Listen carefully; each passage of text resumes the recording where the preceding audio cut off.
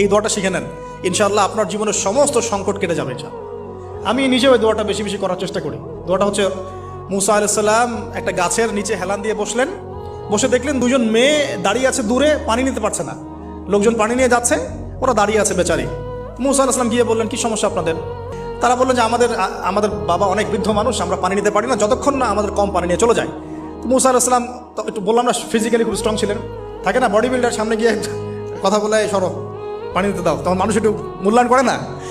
তো মুসা আলাইহিস সালাম এভাবে পানি নিয়ে দিলেন এবং বাছুরদেরকে পানি পান করালেন, করিয়ে গাছের নিচে এসে বসে আছেন।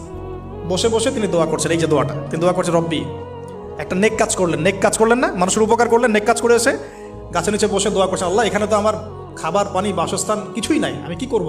রব্বি ইন্নি লিমা আনজালতা ইলাইয়া মিন খায়রিন ফাকির, রব্বি ইন্নি লিমা আনজালতা ইলাইয়া মিন খায়রিন ফাকির।